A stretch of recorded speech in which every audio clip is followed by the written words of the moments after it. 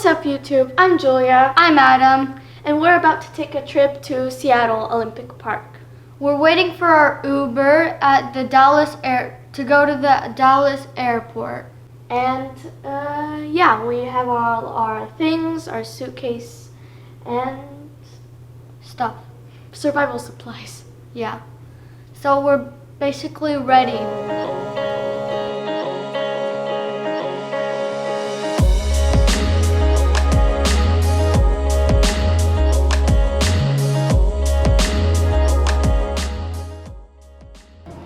Right now we are waiting for our flight. We're gonna be waiting 2 hours, so that's pretty long.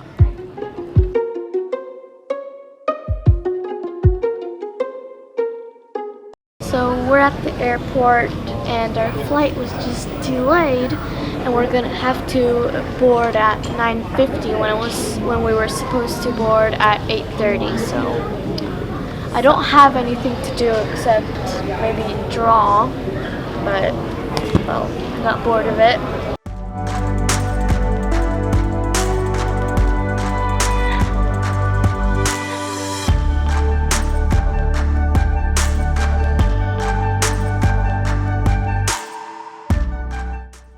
So now we've finally landed in Seattle.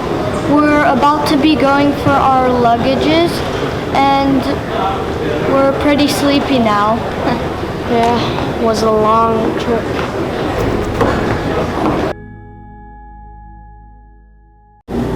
We are at the local Walmart, and this is all the things that we're gonna buy for the camping trip.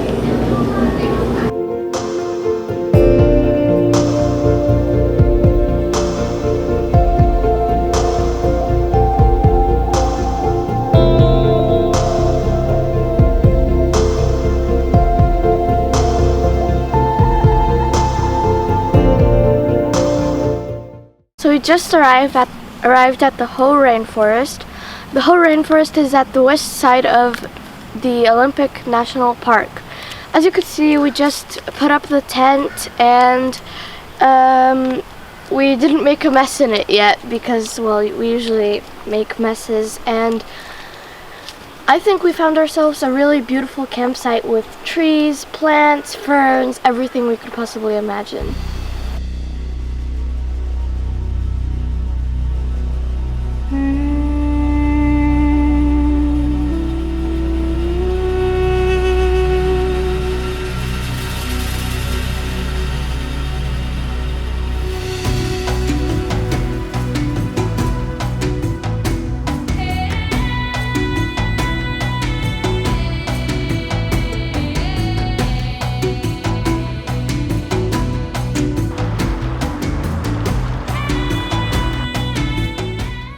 So you guys might be wondering why this place is a rainforest. Well, it's mostly because of the wet ground and the trees that just fall down. That makes the ground more wet, and this place is practically never dry. And you guys could also see there's lots of moss here.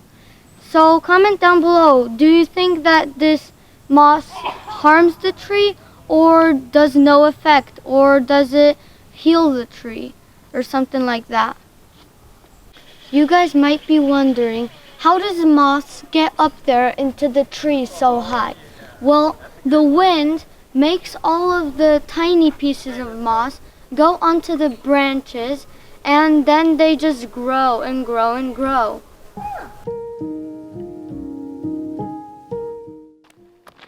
Now we're at the Hoh River Trail. And behind us, we have a giant tree.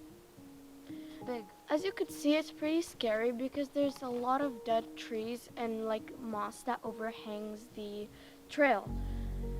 And well, there's so much plants, and it's really beautiful down here too.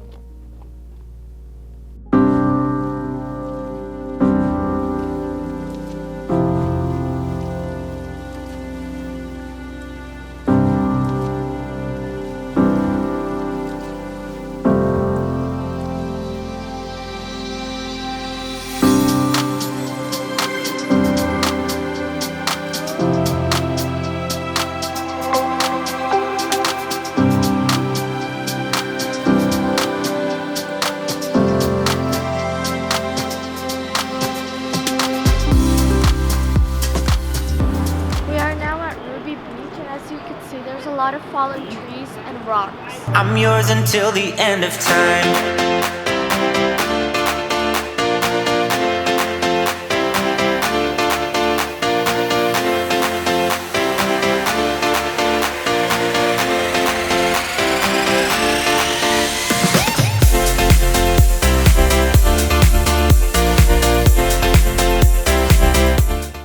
So we were just walking down on the beach, and I just saw like 2 of these crab shells.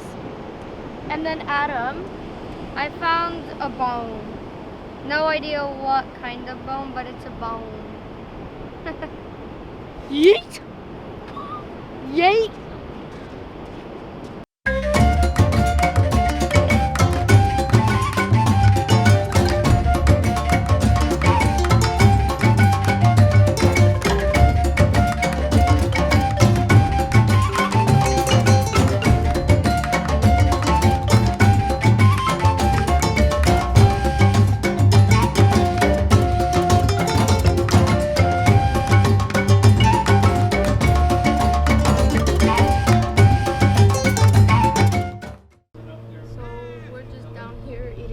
Smoked salmon, And it is so good.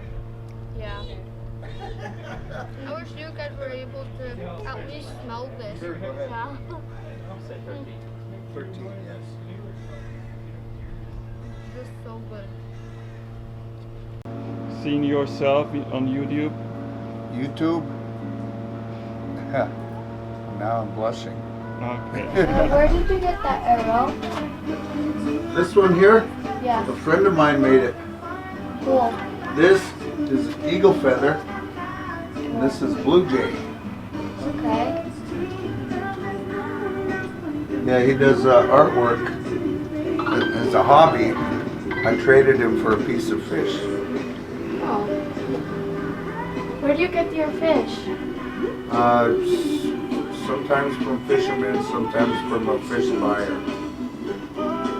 Yeah, here's one of the fishermen. Hi. You're fishing? Yeah, I went fishing the other day, a couple days ago, and just caught some fish.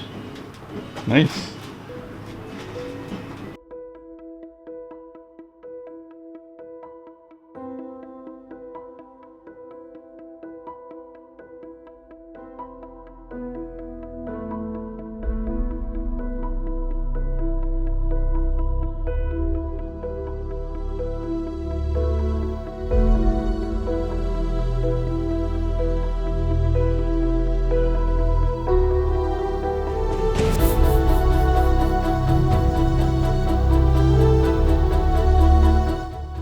We're at the Cape Flattery.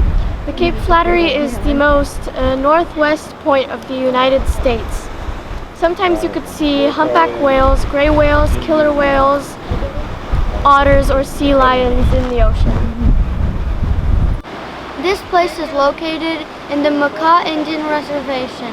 Indians are the native people of America, and they were here long before all the Europeans came here.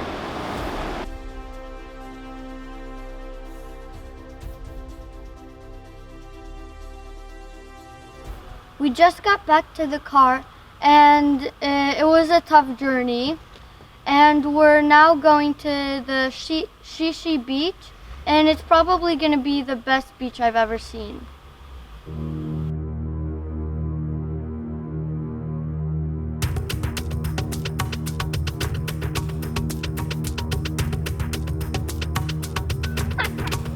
Oh my God.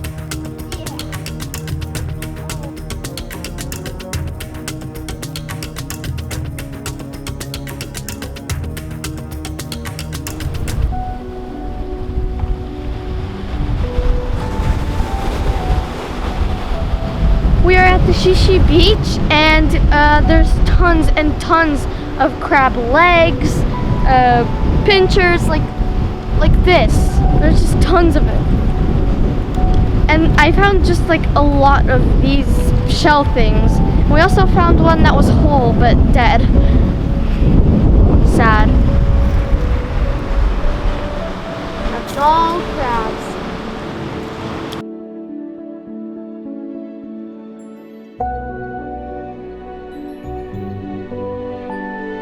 So we were just walking here on the Shishi Beach, and we came across all these rocks, and I was just walking on the sand, and I found this little tiny crab. Whoa! He's really fast, but he doesn't pinch because the skin wouldn't fit in his pinchers. He's so tiny.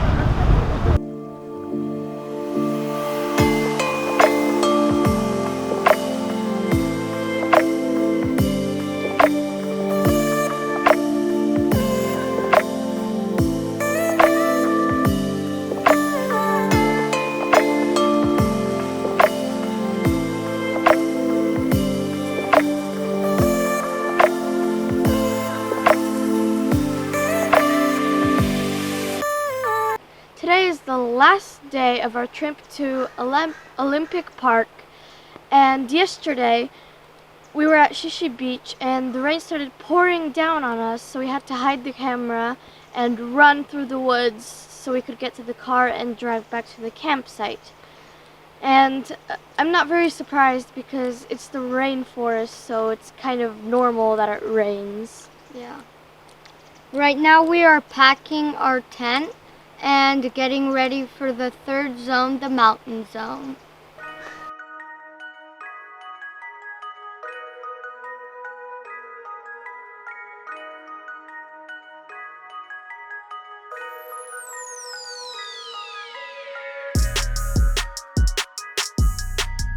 Just got here to Hurricane Ridge, and this is the last and final zone we're gonna see on our trip. This place is 5,757 feet and 1,755 meters high.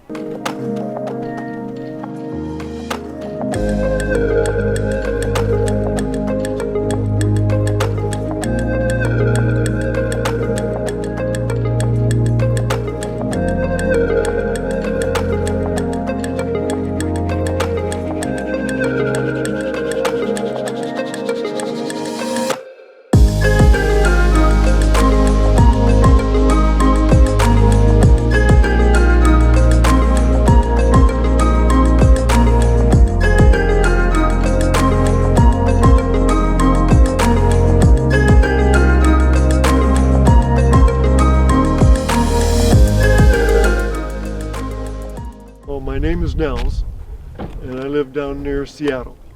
And so I come up here and do star parties with the park guy, and during the summertime. And this is my telescope, and it's a 10-inch telescope. It's been heavily modified. There's like nothing original anymore except for the main mirror down here. This is an equatorial kind of telescope mount, and it tracks the stars across the sky. It also hooks up to my computer, which is in the black box over there, so it'll go to where we want it to go to, and then it'll track it automatically. You can control it with the hand pad right here. This guy right here, and it will tell to go from one place to the next. For example, I can make it go and make it go and make it go, and so you can manually make it go wherever you want it to go. Or you can also give it the commands at the computer over there. And so this is the finder scope. It's a 4-inch telescope, and this is a 10-inch telescope. And the strength of a telescope is measured in how large the objective lens is or the size of the mirror. It's not in what magnification you can make. So this is the end of our trip, and now we are at the Seattle International Airport. We're going home to Dallas. We're very tired because we've been driving all night, and it's 6 a.m. and we're about to board.